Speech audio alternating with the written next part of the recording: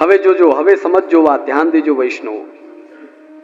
સેવાની અંદર મન મેળે કોઈ વસ્તુ કરાય નહીં.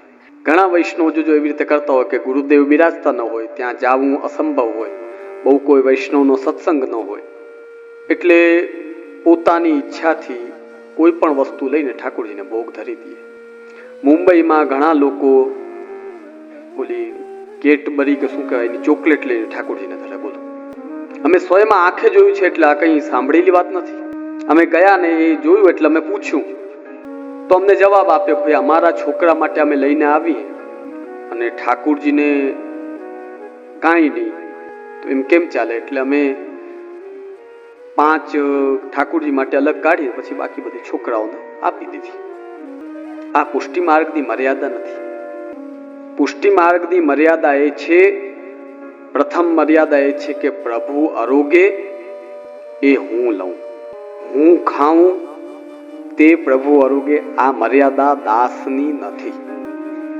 જોજો ઘણા કે આપણે તો દાસ છીએ પ્રભુના, પણ દાસને જો મિર્ચી વડા ખાવાની ઈચ્છા થાય એટલે ઠાકોરજીને મિર્ચી વડા રોગાવે. આવો દાસ બોલો, સ્વામીને પોતાના અંડરમાં રાખે. ઉત્તમ પ્રકાર કયો છે? એ આરોગે એ હું લઉં, એમને સમર્પિત કરીને હું સ્વીકાર કરું.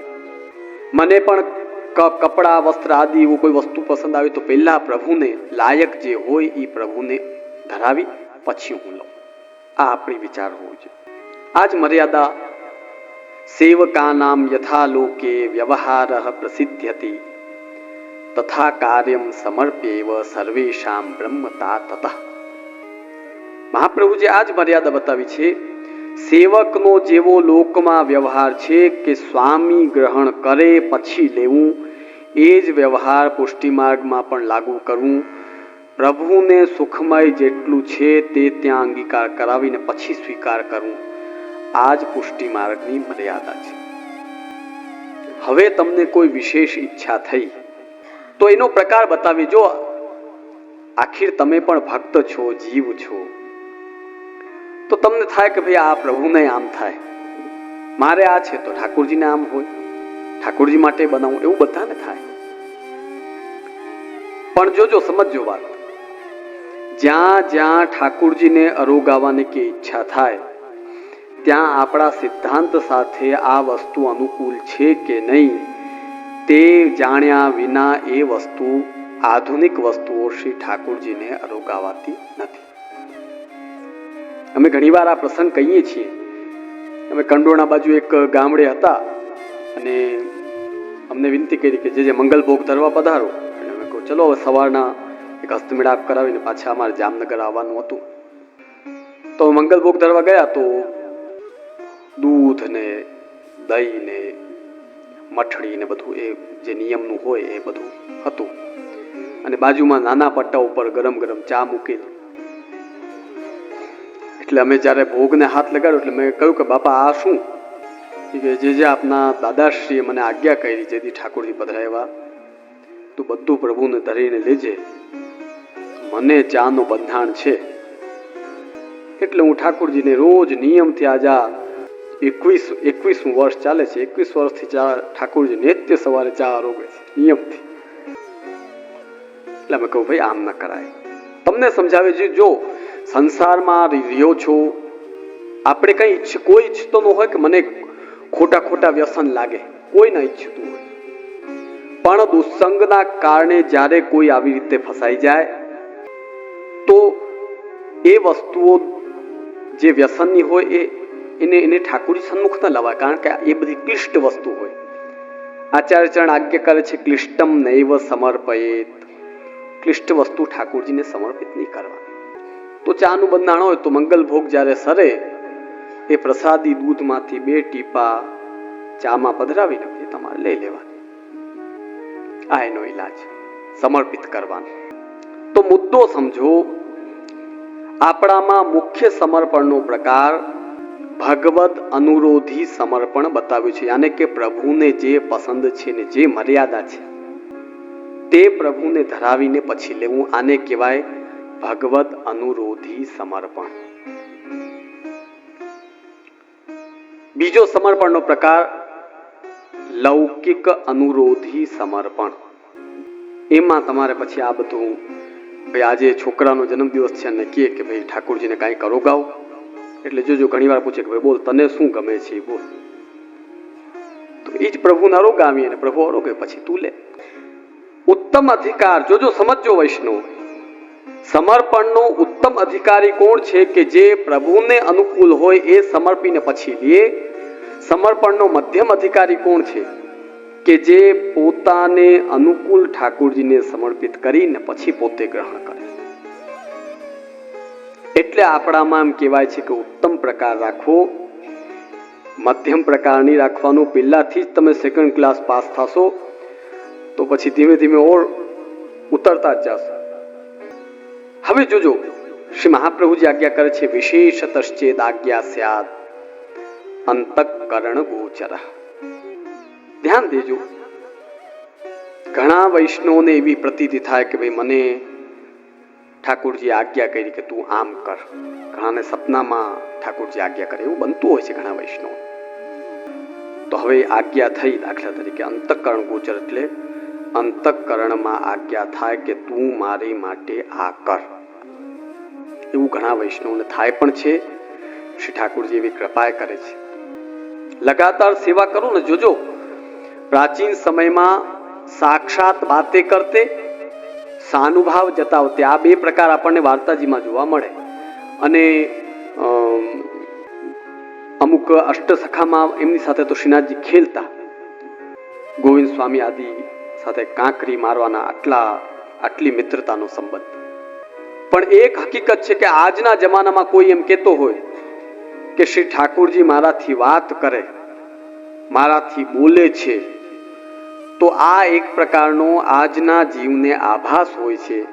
કારણ કે જેનાથી ઠાકોરજી બોલવા લાગે એ પછી આ દુનિયાથી બોલતો નથી. આ એની નિશાની હોય છે.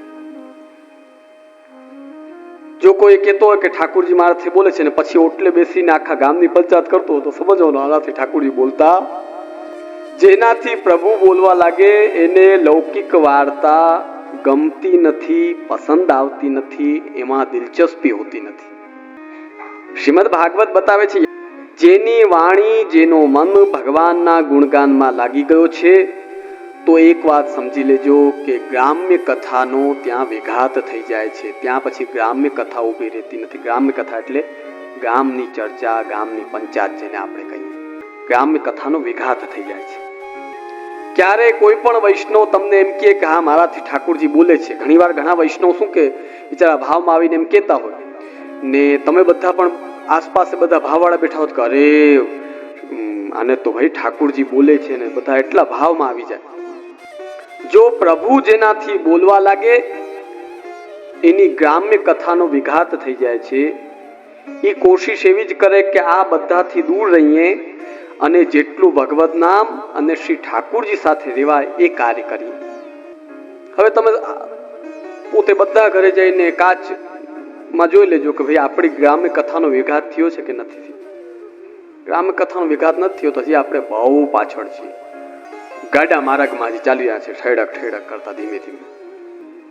તો આજના સમયમાં ઠાકોરજીને અગર ભક્ત ઉપર પ્રેમ આવે તો નિશાની સમજો કે ઠાકોરજી આપણને કેમ જતાવે કે ભાઈ મારા માટે તું આ કર.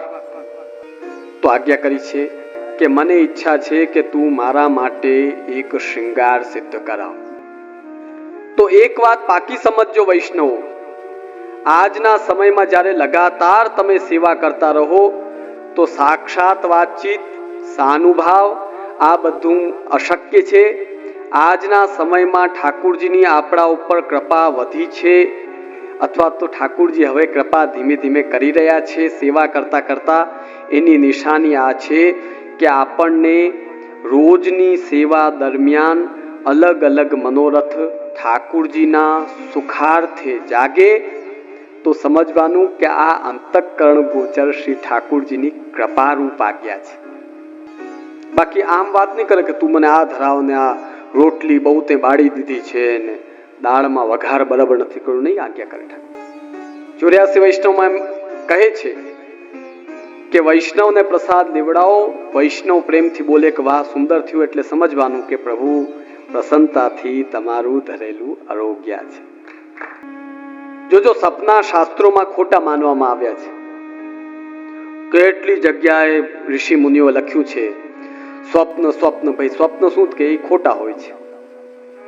હવે જેમ કે તમને સપનું આવે કે હું મનોરથમાં પ્રસાદ લેવા ગયો, સવારે જાગો તો પેટ તો ખાલી જ હોય, તે પ્રસાદ પેટ ભરી લીધા હોય, બોલો. પણ સમજો વૈષ્ણવો, પરબ્રહ્મ ભગવાન જ્યારે પોતે સત્ય છે, સત્યમ જ્ઞાનમ અનંતમ બ્રહ્મ, એ બ્રહ્મ જ્યારે પોતે સત્ય છે, તો જે પોતે સત્ય હોય તો એમના સપના સત્ય જ હોય ને, એના સપના અસત્ય ક્યાંથી હોય? જે પોતે અસત્ય છે એના સપના અસત્ય હોય. એટલે ઠાકુરજીને લગતા જ્યારે કોઈ સ્વપ્ન આવે અથવા તો ઠાકુરજીના સુખ અર્થે જ્યારે કોઈ સ્વપ્નમાં આજ્ઞા થાય, તો પોતાની નિત્ય સેવા કરતા હો તેમાં એ વિશેષ જે આજ્ઞા થઈ હોય અંતઃકરણ ગોચર અથવા સ્વપ્ન દ્વારા, તે ઠાકુરજીને અંગીકાર કરાવવી. કારણ કે એ જ આપણી પાસે એક નિશાની છે કે હા ઠાકુરજી આપણાથી પ્રસન્ન છે, કંઈ કૃપા કરી રહ્યા છે.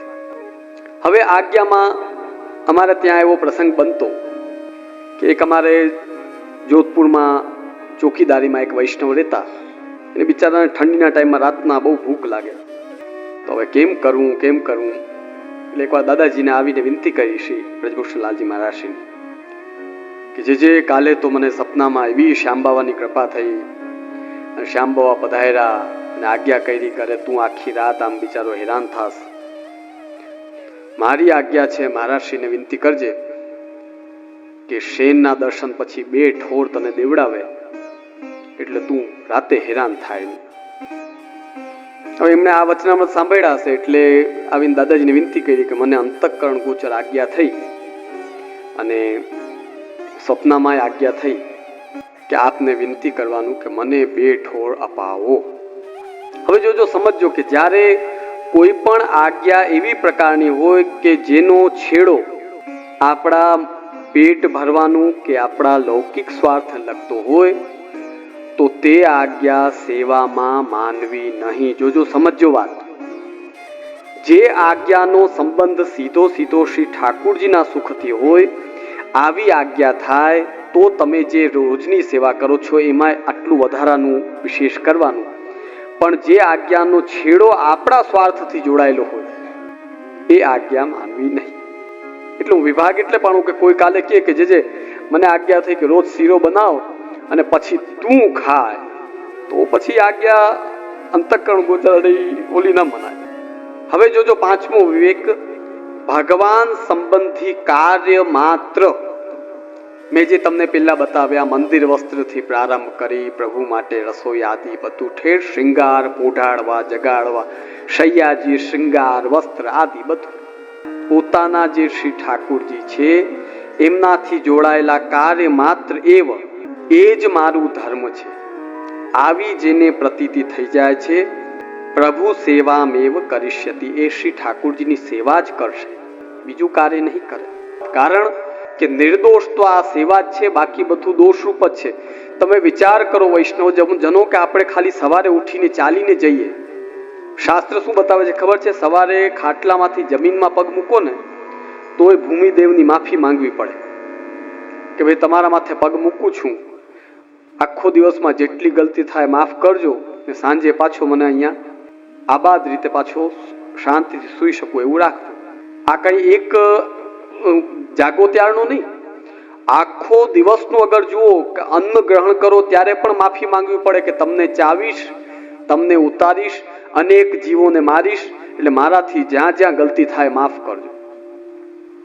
તો આ સંસારમાં જીવાત્મા જ્યારે પ્રવેશ કરે છે ત્યારથી મૃત્યુ સુધી દોષ જ કરતો હોય છે, બીજું કંઈ કરતો જ નથી. ત્યારે જેને ભગવત કાર્યમાં ભગવત સંબંધી સ્ફૂર્તિ થઈ જાય એને બીજા કાર્યો બધા દોષરૂપ દેખાવા લાગે.